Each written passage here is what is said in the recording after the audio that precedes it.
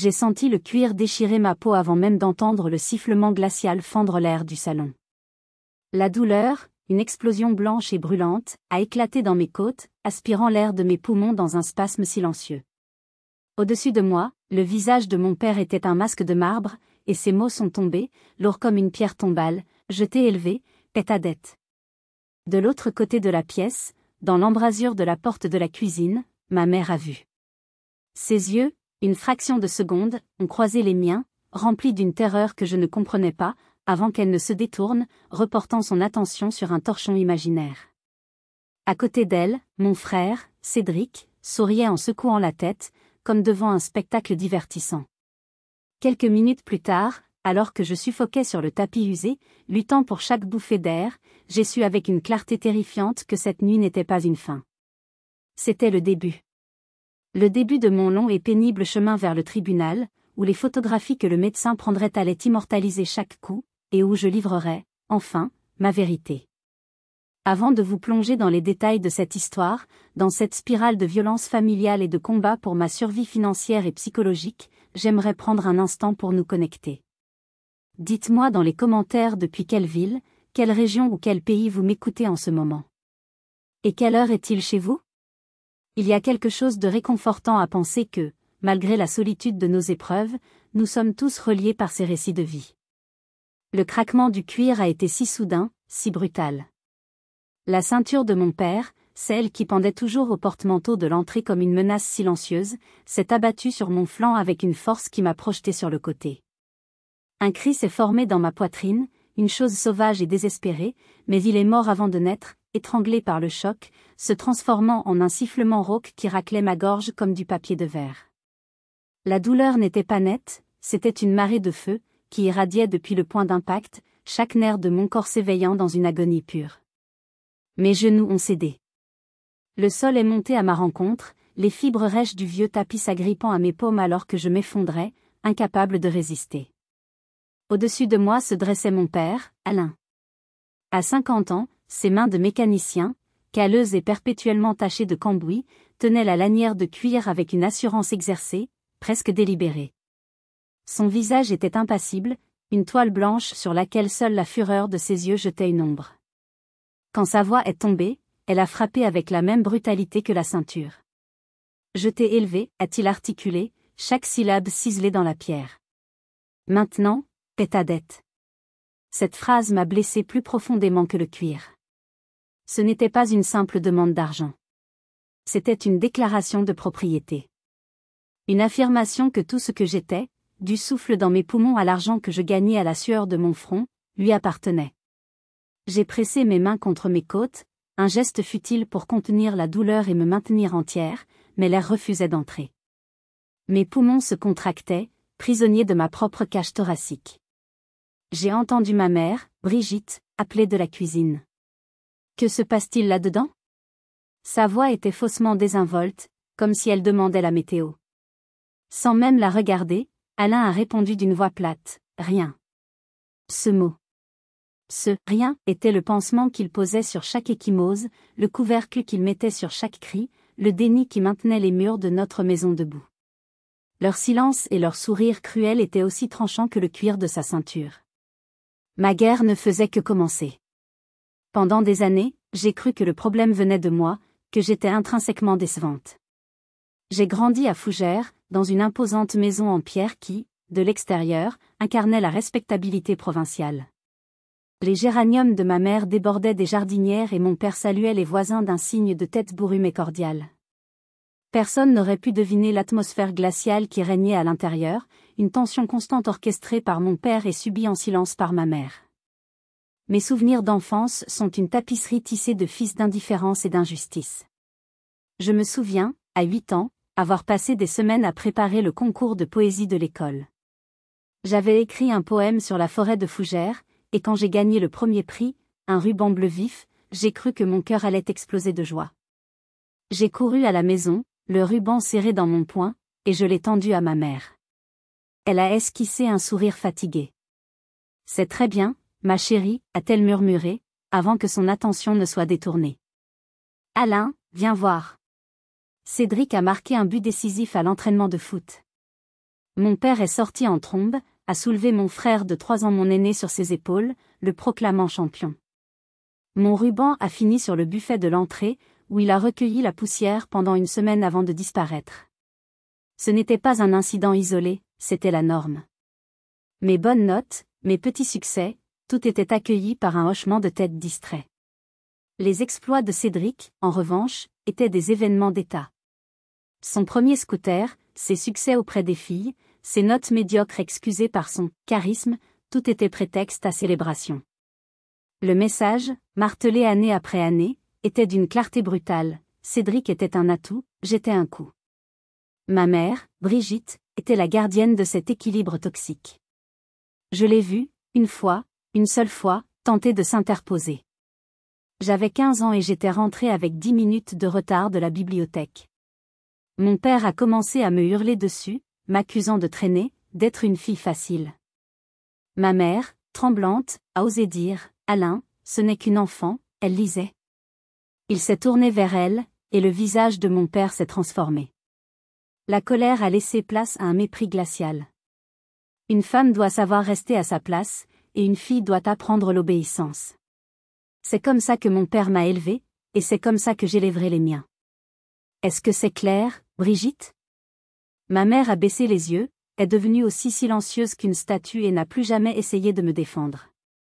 Elle avait appris sa leçon, et par extension, elle m'enseignait la mienne, ne jamais défier le roi dans son château. J'ai donc appris à devenir invisible, à anticiper ses humeurs, à déchiffrer les signes avant-coureurs d'une tempête. Un outil mal rangé, une facture imprévue, un match de foot perdu par son équipe favorite, tout pouvait être le détonateur. J'ai longtemps pensé que si j'étais parfaite, si je ne coûtais rien, si je ne demandais rien, alors peut-être qu'il me laisserait en paix. Mais j'avais tort. Ce n'était pas mon comportement qu'il détestait. C'était mon existence même, mon potentiel d'indépendance, qui représentait une menace pour son contrôle absolu. Pendant des années, j'ai cru que le problème venait de moi. Ce soir-là, après les coups de ceinture, j'ai compris que je n'étais pas le problème. J'étais la seule à voir la maladie qui rongeait cette maison de l'intérieur. Ma rébellion a commencé en secret, avec l'odeur réconfortante de la farine de sarrasin et du caramel au beurre salé. À 18 ans, juste après le bac, j'ai trouvé un travail de serveuse dans une crêperie nichée dans une ruelle pavée du centre historique de Fougères. Pour mes parents, ce n'était qu'un petit boulot sans importance, pour m'occuper. Pour moi, c'était ma ligne de fuite. Chaque pièce de 2 €, chaque billet de 5 € froissé que les touristes laissaient sur la table n'était pas simplement de l'argent. C'était une promesse. La promesse d'un ailleurs. C'était une brique pour construire ma forteresse, un pas de plus vers la sortie de ma prison dorée. Pendant 2 ans, j'ai vécu une double vie. À la maison, j'étais la fille silencieuse et effacée. À la crêperie, j'étais Élise, souriante, efficace, économisant chaque centime avec une détermination farouche. Je disais que je gagnais à peine le SMIC, que tout passait dans mes livres et mes transports. En réalité, je vivais avec presque rien. Chaque euro gagné était un euro sauvé. Le jour où j'ai poussé la porte de la banque pour ouvrir mon propre compte, sans leur autorisation, sans même qu'ils le sachent, j'ai cru que mon cœur allait sortir de ma poitrine. C'était le premier acte d'autonomie pure de toute ma vie. Remplir les formulaires, signer mon nom, recevoir ma propre carte bancaire, c'était plus grisant que n'importe quel diplôme. L'employé de banque n'y a vu qu'une formalité administrative. Pour moi, c'était une déclaration d'indépendance. La boîte à biscuits sous mon lit a été remplacée par un compte secret. Lentement, obstinément, le solde a grimpé. J'avais un objectif, 4 000 €. Assez pour payer la caution et les premiers mois de loyer d'un petit studio à Rennes, la grande ville voisine où je pourrais enfin m'inscrire à l'université et disparaître. Je rêvais de cette vie simple, le droit de fermer ma porte à clé, de choisir ce que je mangeais, de lire un livre en paix sans sentir un regard lourd de reproches peser sur moi. J'y suis arrivée. 4 200 €. La somme était là, écrite noir sur blanc sur le relevé que je consultais en ligne depuis la bibliothèque municipale. J'étais si proche. La seule personne au courant de mon plan était Amélie, ma meilleure amie, mon unique confidente. Elle était la seule à connaître l'envers du décor de la famille Dubois. Le désastre est arrivé un mardi soir, par pure négligence de ma part. Épuisé après un long service, j'ai laissé l'enveloppe de la banque, contenant mon dernier relevé, dans la poche avant de mon sac à dos. Mon père, prétextant chercher un stylo pour les mots croisés, a fouillé dans mes affaires. Je l'ai trouvé dans le salon, assis dans son fauteuil en cuir usé, le papier déplié sur ses genoux. Le silence dans la pièce était assourdissant. Mon monde secret, mon plan d'évasion méticuleusement construit, venait d'être exposé à la lumière crue de son regard prédateur. Il n'a pas crié. Il a simplement levé les yeux vers moi, un lent sourire s'étirant sur ses lèvres. Son regard n'était pas furieux. C'était pire. C'était le regard d'un propriétaire qui venait de retrouver un bien qu'il croyait perdu. Et ce bien, c'était mon avenir. C'était moi. La semaine qui a suivi cette découverte a été un chef-d'œuvre de torture psychologique. Il n'y a pas eu de cris, pas de menaces directes. C'était bien plus pervers que ça. Mon père a commencé à me traiter avec une fausse bienveillance qui me donnait la nausée. Au dîner, il me demandait, alors, ma grande, des projets pour cet argent que tu as si durement gagné ? Cédric, son fidèle lieutenant, enchaînait avec un ricanement. Elle va sûrement s'acheter une voiture de sport. Fais attention, papa, elle va devenir plus riche que toi. Chaque repas était une épreuve. Ma mère, elle, jouait sa propre partition dans cette symphonie macabre. Elle me parlait des dangers de Rennes, des histoires horribles qu'elle avait lues dans le journal, des jeunes filles qui finissaient mal en vivant seules. Une famille, c'est fait pour rester unie, Élise, soupirait-elle en me servant. Chaque mot était une barreau de plus à ma cage. Je sentais le piège se refermer. Si vous avez déjà ressenti cette pression insidieuse, ce harcèlement moral qui vous fait douter de votre propre santé mentale, je vous en prie, restez avec moi. Car ce qui s'est passé ensuite a prouvé que la violence psychologique n'est souvent que le prélude à la violence physique. Si vous étiez à ma place, piégé entre leurs manipulations, qu'auriez-vous fait ? Auriez-vous abandonné votre rêve d'évasion pour acheter une paix illusoire ? Dites-le moi dans les commentaires, j'ai vraiment besoin de savoir. L'affrontement final a eu lieu le jeudi soir. Ma mère avait préparé un rôti de porc, le plat préféré de mon père. C'était une offrande de paix, une tentative désespérée de calmer le fauve. Mais c'était trop tard. Après le plat principal, mon père a essuyé sa bouche avec sa serviette, a posé ses couverts et a fait glisser un document sur la nappe à carreaux. C'était une autorisation de virement permanent, de mon compte vers le sien, soigneusement préparée. Il suffit de signer là, a-t-il dit, son ton ne laissant place à aucune discussion. J'ai regardé le papier. Puis j'ai regardé ma mère, qui est devenue fascinée par les motifs de la nappe. J'ai regardé Cédric, qui me fixait avec un air de défi. Et j'ai su que c'était maintenant ou jamais. Le mot « non » est sorti de ma bouche. C'était à peine un murmure, mais dans le silence pesant de la salle à manger, il a eu l'effet d'une détonation. Le visage de mon père s'est décomposé. La surprise, puis l'incrédulité, et enfin, la fureur pure. Non, a-t-il répété, comme s'il ne comprenait pas le mot. Il s'est levé d'un seul mouvement, sa chaise raclant le carrelage dans un bruit strident qui m'a fait tressaillir. Tu vis sous mon toit, tu manges ma nourriture, payée avec MON argent, et tu oses me dire non. Avant même que j'aie pu esquisser un geste, sa main est allée à sa taille. Le bruit familier du cuir glissant hors des passants de son jean a été le seul avertissement. La ceinture a sifflé dans l'air. Le premier coup m'a frappé dans le dos, me projetant en avant contre la table. La douleur a été si intense que j'ai eu l'impression que ma colonne vertébrale se brisait. Le deuxième coup m'a fait tomber au sol. Et là, alors que je luttais pour respirer, il s'est acharné. Ce soir-là, il n'a pas seulement brisé mes côtes. Il a brisé les dernières chaînes d'obéissance qui m'entravaient depuis ma naissance. Le lendemain matin, sortir du lit a été un exercice de pure volonté.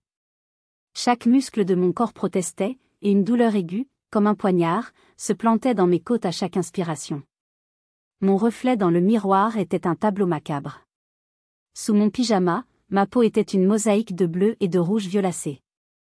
J'ai mis 20 minutes à enfiler mon uniforme de serveuse, choisissant le gilet le plus ample et le plus long que je possédais, priant pour qu'il couvre l'essentiel. Marcher jusqu'à l'arrêt de bus était une agonie. Chaque pas faisait vibrer la douleur. Je me sentais fragile, comme une poupée de porcelaine fissurée, prête à se briser en 1000 morceaux. Je me répétais en boucle, souris. Personne ne doit savoir. Fais comme si de rien n'était. Mais on ne peut pas cacher une douleur aussi profonde. Amélie l'a su dès l'instant où j'ai franchi la porte de la crêperie. Je n'avais pas besoin de parler. Mon visage, ma démarche, la façon dont je retenais mon souffle, tout me trahissait. Son sourire joyeux s'est éteint net. Elle s'est approchée, a froncé les sourcils. Élise? Qu'est-ce qui s'est passé? Tu es blanche comme un linge. J'ai tenté une excuse, une mauvaise grippe, une chute. Les mots sonnaient faux même à mes propres oreilles. Elle n'a pas insisté. Elle m'a simplement pris par le bras avec une douceur infinie et m'a guidé vers la réserve, loin des regards des premiers clients. L'odeur de la farine et du sucre m'a normalement toujours réconfortée, mais ce jour-là, elle me donnait la nausée. Montre-moi, a-t-elle dit, sa voix n'étant plus qu'un murmure. Les larmes que j'avais réprimées avec tant de force ont jailli. C'était comme si un barrage venait de céder. En sanglotant, j'ai déboutonné mon gilet et soulevé un PAN de mon t-shirt. Amélie a eu un haut le cœur. J'ai vu la couleur quitter son visage, ses yeux s'écarquillaient d'horreur et de pitié. Oh mon Dieu! Élise? C'est ton père? J'ai hoché la tête, incapable de prononcer le moindre mot, secouée par les sanglots. Elle est restée figée un instant, le choc la paralysant.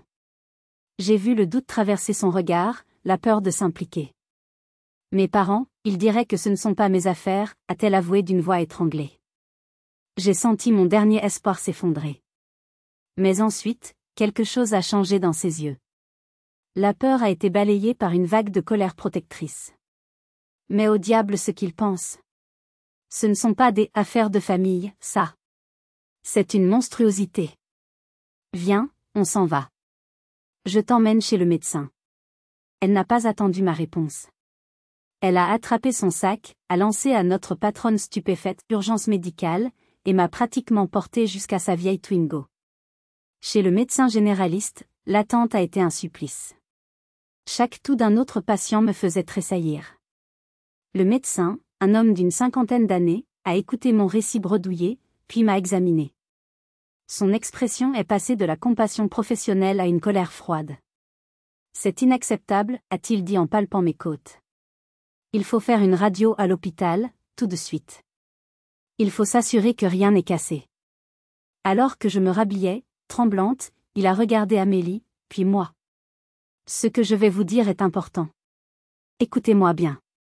Il s'est penché en avant, et ce qu'il a dit ensuite allait devenir la première pierre de ma nouvelle vie.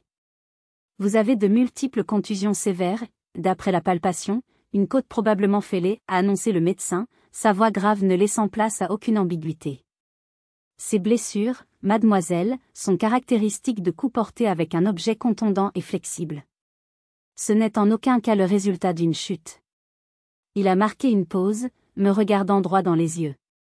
En tant que médecin, je suis tenu par la loi de vous informer de vos droits. Ces blessures constituent une preuve. Je peux rédiger un certificat médical détaillé, qui aura une valeur légale. C'est ce qu'on appelle un constat de coups et blessures. Le mot « légal » a fait tilt dans mon esprit. Jusqu'à présent, ma souffrance était une affaire privée, un secret honteux confiné au mur de notre maison. Il me disait qu'elle pouvait devenir autre chose. Une vérité officielle. Avant que je ne puisse répondre, paralysée par la peur, la voix d'Amélie s'est élevée, claire et déterminée. Oui, docteur. Faites-le. Documentez absolument tout. Chaque bleu, chaque égratignure. Tout. Le médecin a hoché la tête, un éclair de respect dans le regard, et a commencé à taper frénétiquement sur son clavier. Ce document, je le savais, était plus qu'un simple papier. C'était une arme. Armée de ce premier bouclier, j'ai commencé ma contre-offensive silencieuse. Chaque jour, matin et soir, je prenais des photos des ecchymoses. Je documentais leur horrible floraison, passant du violet foncé au vert maladif, puis au jaune sale. C'était une façon de reprendre le contrôle, de transformer mon corps victime en une pièce à conviction. Mon téléphone, autrefois source de divertissement, est devenu mon journal de bord, mon greffier. Et il a vite servi à autre chose. Mon père, probablement inquiet de mon silence, a commencé à appeler. Sa tactique avait changé. Fini la fausse bienveillance. C'était maintenant le tour de la manipulation et des menaces voilées. J'espère que tu réfléchis, Élise, disait-il d'une voix faussement calme. Tu sais que cette famille est tout ce que tu as.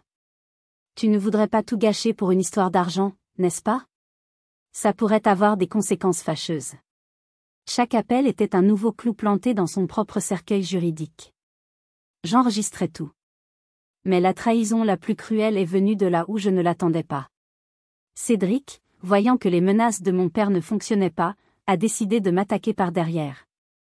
Un après-midi, Madame Le Gall, la gérante de la crêperie, m'a demandé de venir dans son bureau. Elle avait l'air terriblement gênée. « Élise, je ne sais pas comment vous dire ça. J'ai reçu un appel anonyme. Un homme. Il disait être un ami qui s'inquiétait pour moi, mais aussi pour la réputation de mon établissement. Il a insinué que vous aviez de graves problèmes personnels, des dettes, et que je devrais vérifier ma caisse de plus près. » J'ai senti mon sang se glacer. Le venin. La lâcheté. Il essayait de me faire passer pour une voleuse, de détruire la seule chose qui m'appartenait, ma réputation et mon indépendance. J'ai fondu en larmes, incapable de me défendre face à une accusation aussi vile. Madame Le Gall, je vous jure. C'est la camélie, qui terminait son service, est entrée. Voyant mon état, elle a compris. Elle n'a pas hésité une seconde. Elle s'est tournée vers notre patronne. Madame, l'appel que vous avez reçu est une tentative de harcèlement ignoble. Élise est la personne la plus honnête que je connaisse. Si elle a des problèmes, c'est parce que sa famille la persécute. Elle a sorti son téléphone, a fait défiler les photos et en a montré une seule, une des pires, où l'on voyait clairement la marque de la boucle de la ceinture. Voilà le genre de « problème de famille » qu'elle a. Le visage de Madame Le Gall s'est décomposé. Elle a posé une main sur mon bras. Mon Dieu, Élise. Pardonnez-moi. Je n'aurais jamais dû douter. La tentative de mon frère avait échoué, mais il m'avait montré qu'il n'y avait aucune limite à leur cruauté. Ce n'était plus une question de défense. C'était une question de survie. Il fallait que je contre-attaque, et fort. La tentative de Cédric de me faire renvoyer a été l'électrochoc final. La peur qui m'avait paralysée s'est transformée en une colère froide et déterminée. Ils ne se contentaient plus de me contrôler à la maison, ils essayaient activement de saboter ma vie à l'extérieur, de m'isoler, de me priver de tout. C'en était trop. Le lendemain matin, j'ai pris le dossier que je constituais méticuleusement, le certificat médical, les tirages des photos, les enregistrements transcrits et j'ai appelé le numéro qu'Amélie m'avait donné, celui de la permanence d'aide juridique gratuite du centre social.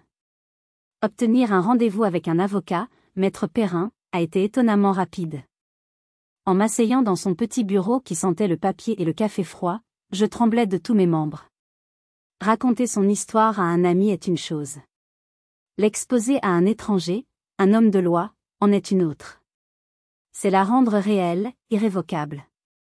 J'ai étalé mes pièces à conviction sur son bureau, comme un joueur abattant ses cartes. J'ai commencé à parler, ma voix n'étant au début qu'un filet fragile. Je lui ai parlé du contrôle financier depuis mon adolescence, de l'isolement, du favoritisme constant pour mon frère, et enfin, de la découverte de mon compte en banque et de l'explosion de violence qui a suivi. J'ai parlé pendant près d'1 heure, sans qu'il m'interrompe une seule fois. Il se contentait de hocher la tête, son stylo grattant le papier de son bloc-notes. Si vous, ou quelqu'un que vous connaissez, avez un jour dû franchir cette étape, celle de raconter l'indicible à une personne en position d'autorité, partagez votre ressenti dans les commentaires. C'est un acte d'un courage immense, et votre histoire mérite d'être entendue. Ce premier pas est souvent le plus terrifiant, mais aussi le plus libérateur. Quand j'ai terminé, épuisé, vidé, un lourd silence s'est abattu sur le bureau. J'ai retenu mon souffle, attendant son jugement. Allait-il me dire que c'était compliqué, que les affaires de famille étaient délicates? Au lieu de cela, il a posé son stylo, a joint ses mains sur son bureau et m'a regardé avec une intensité qui m'a surprise. Mademoiselle Dubois, a-t-il commencé d'une voix posée mais sans appel. Soyons très clairs. Ce que vous venez de me décrire, ce ne sont pas des problèmes de famille. Juridiquement, cela a des noms bien précis: violences volontaires aggravées, harcèlement moral, tentative d'extorsion. Ce sont des délits. Et vous avez, ici, dit-il en tapotant le tas de photos et de papiers, un dossier remarquablement solide. Entendre ces mots, ces termes légaux, a eu un effet étrange sur moi. C'était comme si on venait de traduire ma douleur dans un langage que le monde extérieur pouvait comprendre. Ma souffrance n'était plus une simple émotion, c'était un fait, un délit. Maître Perrin m'a ensuite expliqué la suite, calmement, sans jargon. Porteur plainte officiellement à la gendarmerie. Demandez au juge aux affaires familiales une ordonnance de protection en urgence pour m'éloigner de mon père. Ce sera une bataille, Élise, m'a-t-il prévenu. Ils essaieront de vous discréditer. Mais regardez-moi. Vous n'êtes plus seul dans cette histoire. En quittant son bureau 1 heure plus tard, serrant mon dossier contre ma poitrine comme un bouclier, je me sentais transformée. Je n'étais plus la victime tremblante qui était entrée. J'étais une plaignante. Et j'allais me battre pour ma vie. Porteur plainte à la gendarmerie a été une épreuve en soi. Raconter à nouveau chaque détail humiliant à un gendarme au visage impassible, voir mon histoire transformée en un procès-verbal numéroté. Mais Maître Perrin avait raison, je n'étais plus seule. Sa présence à mes côtés a tout changé. L'enquête a été rapide. Le certificat médical, les photos, les enregistrements, les preuves étaient accablantes. Quelques semaines plus tard, une convocation est arrivée par courrier recommandé. Audience devant le juge aux affaires familiales au tribunal de grande instance de Rennes pour statuer sur la demande d'ordonnance de protection. Le jour de l'audience, l'air dans le palais de justice était lourd et froid. Les murs de marbre semblaient absorber tous les sons, ne laissant qu'un silence angoissant. Amélie m'avait accompagnée, me tenant la main dans la salle des pas perdus, son soutien indéfectible étant mon seul réconfort. Quand on a appelé notre nom, mon cœur s'est mis à battre si fort que je l'entendais dans mes oreilles. En entrant dans la salle d'audience, je les ai vus. Ils étaient assis au premier rang, un front uni de déni et d'hostilité. Mon père, Alain, avait mis son plus beau costume, celui des grandes occasions. Il voulait projeter l'image d'un père de famille respectable, injustement accusé. À côté de lui, Cédric me fusillait du regard, un rictus méprisant aux lèvres.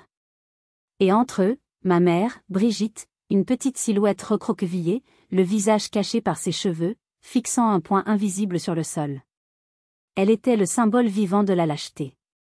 Maître Perrin a commencé sa plaidoirie avec un calme olympien. Il a exposé les faits, un par un, sans emphase, laissant les preuves parler d'elles-mêmes. Il a présenté le rapport du médecin. Une côte fêlée, de multiples hématomes sur une période de plusieurs jours, constatés par un professionnel de santé. Il a ensuite soumis au juge le dossier de photos. Le juge, une femme d'une 50aine d'années au regard perçant, les a examinés attentivement, son visage se durcissant à chaque cliché.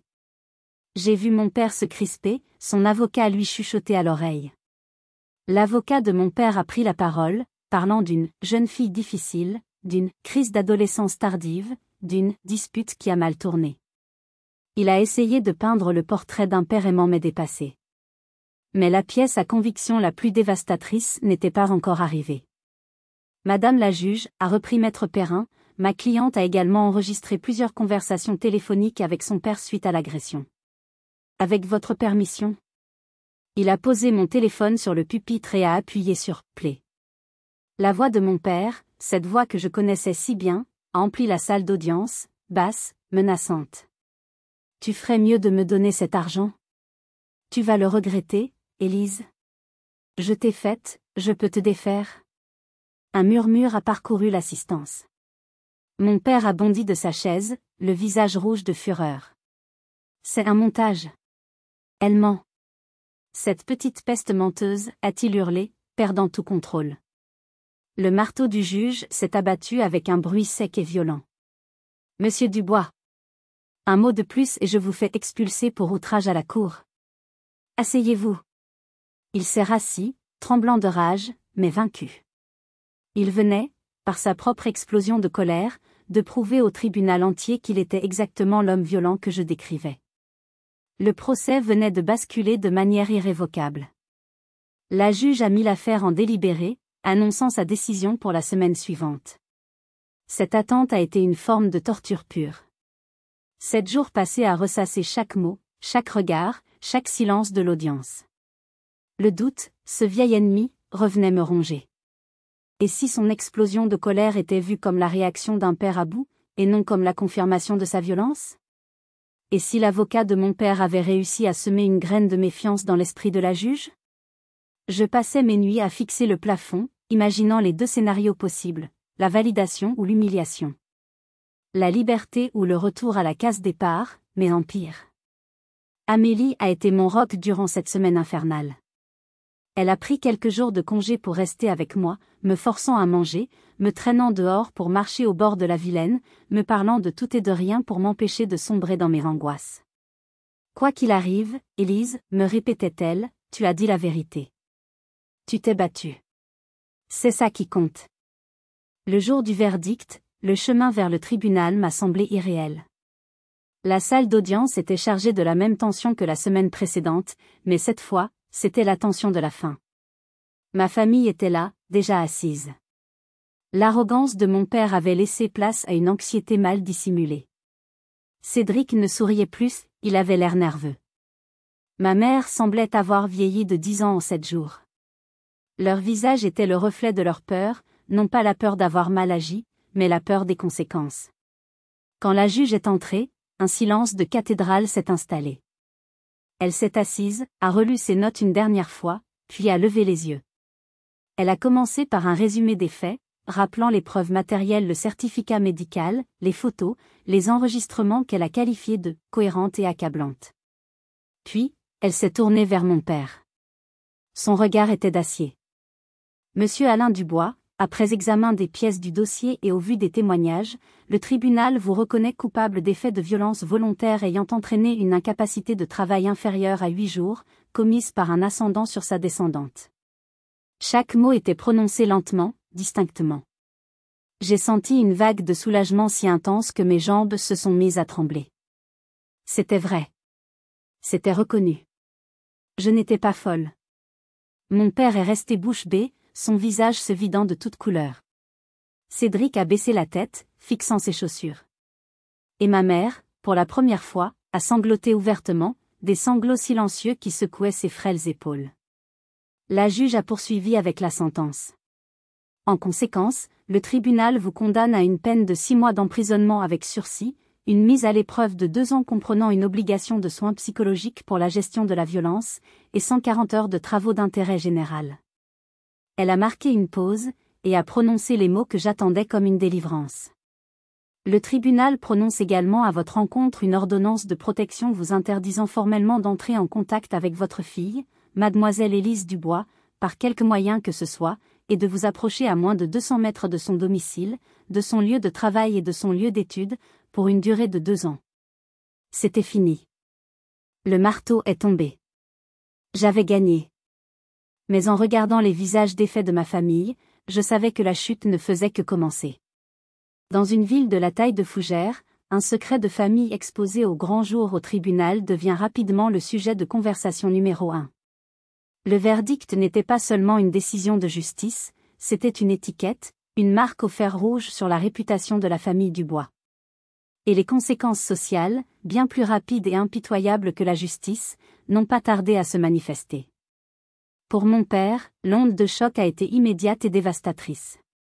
Lui qui avait bâti toute son identité sur l'image du patriarche respectable, de l'artisan travailleur et sans histoire, s'est vu dépouillé de son statut du jour au lendemain. La rumeur a vite atteint le garage où il travaillait. Comment un homme condamné pour avoir frappé sa propre fille pouvait-il continuer à être le visage de l'entreprise, à accueillir les clients, à garantir la sécurité de leur véhicule? Moins de 2 semaines après le jugement, il a été invité à démissionner. Il a perdu son travail, mais il a perdu bien plus, la face. Pour un homme comme lui, c'était pire qu'une peine de prison. Je l'ai appris par Amélie, dont le père connaissait le patron du garage. Il passait ses journées à la maison, enfermé, tournant en rond comme un lion en cage, sa rage ne trouvant plus d'exutoire. Cédric, mon frère, a appris à ses dépens que le prestige de son père, dont il avait si largement profité, était une arme à double tranchant. Ses amis, qui gravitaient autour de lui, attirés par la confiance en soi que lui conférait son statut de « fils d'eux », ont commencé à s'éloigner. Il est devenu le fils du type qui a battu sa sœur. Les invitations aux soirées se sont faites rares. Au club de foot, l'ambiance dans les vestiaires est devenue glaciale. Son arrogance, privée de l'admiration des autres pour se nourrir, s'est transformée en une amertume visible. Il avait été le prince héritier d'un royaume qui venait de s'écrouler, le laissant seul au milieu des ruines. Le sort de ma mère a été peut-être le plus tragique. Son silence, qui avait été sa stratégie de survie pendant des décennies, est devenu sa prison. Elle qui avait tant craint le jugement des autres se retrouvait maintenant au centre de leur chuchotement. À la boulangerie, au marché, elle était accueillie par des regards fuyants, pire, par des regards de pitié teintés de mépris. Comment a-t-elle pu laisser faire ça, pauvre femme, mais quand même. Elle était devenue complice aux yeux de tous. Elle s'est isolée, ne sortant que pour aller travailler, le dos voûté, le regard fuyant. Et moi, au milieu de cet effondrement, je ressentais un étrange mélange d'émotions. Il n'y avait pas de joie, pas de triomphe. Juste une immense et douloureuse tristesse. Mais il y avait aussi un sentiment de justice immanente. Les gens, mes voisins, les commerçants, me traitaient différemment. Il y avait du respect dans leurs yeux.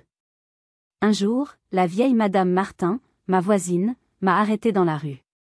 Elle a posé sa main ridée sur mon bras et m'a dit simplement « Tu as bien fait, ma petite. » Il fallait que ça s'arrête. Ces quelques mots ont eu plus de valeur pour moi que n'importe quel jugement. La ville avait rendu son verdict. Et pour que je puisse enfin commencer à guérir, il fallait que je quitte cette ville, que je laisse derrière moi les ruines de leur vie pour aller construire la mienne. Le jour de mon départ pour Rennes n'avait rien de dramatique, et c'est précisément ce qui le rendait si beau. C'était un samedi matin gris de septembre. La Twingo d'Amélie était garée devant la maison, son coffre ouvert prêt à accueillir ma nouvelle vie. Une vie qui tenait dans 2 grandes valises et 3 cartons. Des livres, quelques vêtements achetés en solde, mon ordinateur portable et une plante verte qu'Amélie m'avait offerte, pour que quelque chose grandisse avec toi, avait-elle dit. En jetant un dernier regard à la façade de la maison, je n'ai ressenti ni colère, ni nostalgie. Juste le vide. C'était une coquille, un décor de théâtre où une pièce tragique avait été jouée trop longtemps. La route vers Rennes, sous le ciel breton, m'a semblé être le plus beau voyage de ma vie. Chaque panneau indicateur, chaque kilomètre avalé par les pneus, était une promesse. La promesse d'un nouveau départ. Mon studio était exactement comme je l'avais imaginé d'après les photos. Minuscule. Au 4e étage d'un vieil immeuble sans ascenseur. La peinture était écaillée par endroits, et le plancher grinçait. Mais quand l'agent immobilier m'a remis la clé et que j'ai fermé la porte derrière lui, je me suis appuyé contre, et un rire m'a échappé. Un rire de pur soulagement. C'était à moi. Cet espace, aussi petit et imparfait soit-il, était mon sanctuaire. Personne ne pouvait y entrer sans ma permission. Personne ne pouvait y hurler, y juger, y frapper. J'ai posé mes cartons au milieu de la pièce vide, je me suis assise en tailleur sur le parquet, et j'ai respiré. Pour la première fois de ma vie, j'ai eu l'impression que l'air que j'inspirais m'appartenait vraiment. Les semaines qui ont suivi ont été une suite de « premières fois » qui étaient autant de petites victoires. Ma première nuit seule, dormant d'un sommeil profond, sans peur. Mes premières courses, où j'ai passé 1 heure à hésiter entre 2 marques de yaourt, simplement parce que j'en avais le droit. Mon premier repas, des pâtes au pesto mangées à même la casserole, assise par terre, qui avait le goût d'un festin de roi. Mon premier jour à l'université, me perdant dans les couloirs, anonyme et libre au milieu de la foule d'étudiants. J'ai trouvé un petit boulot de serveuse dans un café près du campus, et chaque euro que je gagnais était une affirmation de mon indépendance. Je construisais ma vie, planche par planche, avec mes propres mains. Bien sûr, la peur ne disparaît pas d'un coup de baguette magique. Les fantômes du passé ont la vie dure. Un soir, environ 1 mois après mon installation, mon téléphone a vibré. Numéro masqué. Mon sang s'est glacé. Une partie de moi hurlait de ne pas répondre, mais une autre, celle qui avait affronté un tribunal, a pris le dessus. J'ai décroché. Allô? Un long silence, puis une respiration lourde, reconnaissable entre mille. C'était lui. Tu crois que tu as gagné? Sa voix était un chuchotement venimeux à travers le téléphone. Tu crois que tu peux t'échapper comme ça? Tu es mon sang. Tu ne seras jamais libre, Élise. Jamais. Il a raccroché. J'ai tremblé pendant 1 heure, la peur ancienne et viscérale me saisissant à la gorge. Il avait violé l'ordonnance de protection. Mais cette fois, quelque chose était différent. La peur était là, oui. Mais sous la peur, il y avait de la colère. Et la colère, j'apprenais à la transformer en force. Cette nuit-là, il ne m'a pas seulement rappelé sa haine. Il m'a rappelé pourquoi je devais continuer à me battre.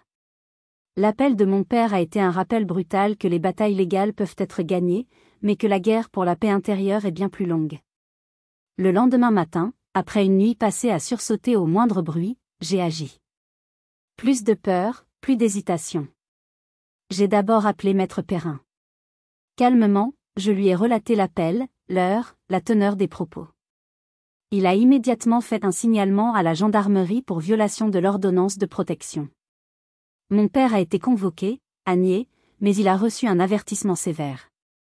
Le simple fait d'agir, de ne plus être une victime passive, a été incroyablement libérateur. Ensuite, j'ai fait la chose la plus importante, j'ai cherché de l'aide pour moi. L'université proposait un service de soutien psychologique gratuit pour les étudiants.